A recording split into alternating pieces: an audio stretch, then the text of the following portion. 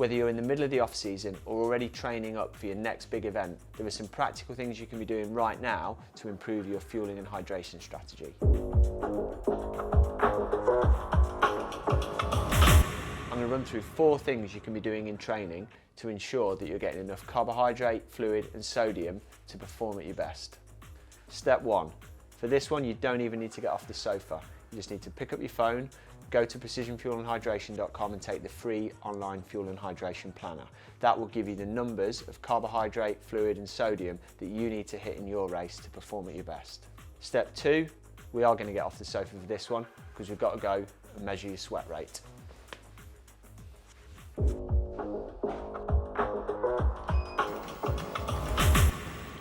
Measuring your sweat rate is a really useful thing to do when you're trying to work out how much fluid you're going to need to drink in different races next year.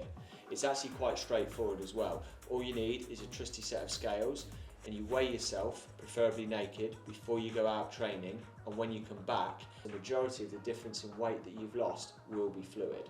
1 litre of sweat weighs 1 kilogram. So if you finish a session 1 kilogram down, you've lost 1 litre of sweat.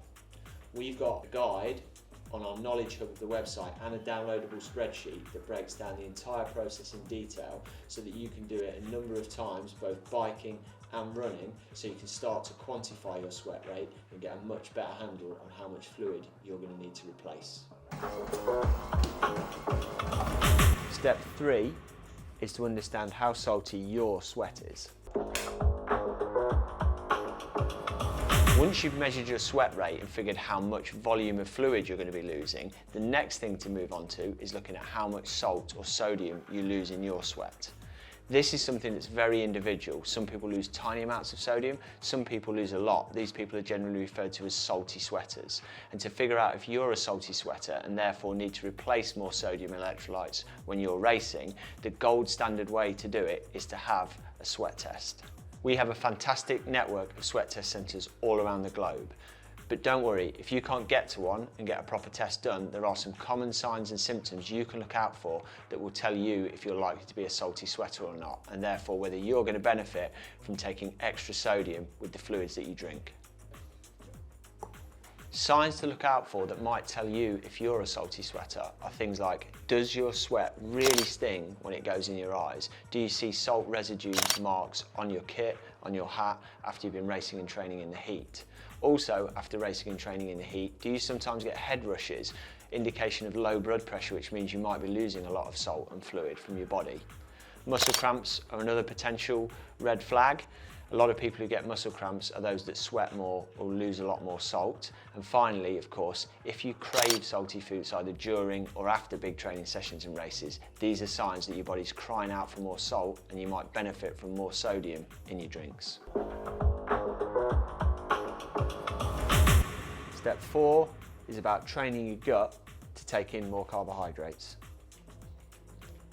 Unless you've been living under a rock for the past few years, you'll have definitely read some of the stories about elite athletes taking more and more carbohydrates in to fuel their performances. Now the thing is, that doesn't just apply to elites. We can all benefit from what we call gut training to improve our tolerance of carbohydrates so that we can take more in, which will allow us to fuel our swim, bike and run performances to a higher level. The way to start that process over the winter is not to start using sports nutrition in every single training session, but it's to pick a handful of your biggest, hardest training sessions and start to fuel them much more closely to how you will in a race. That's the amount of carb that you're hitting per hour, which you'll know from taking the fuel and hydration planner, and also using the same products that you're going to use in the race so your body gets used to it. There is massive benefit in starting with this process now, because when you get to race day, it's another thing that you don't have to worry about, that you'll have fully dialed in. There's nothing we love more than seeing athletes nail their fueling and hydration. If you need any further help, book a free one-to-one video call with our athlete support team or send us an email to hello@pfnh.com.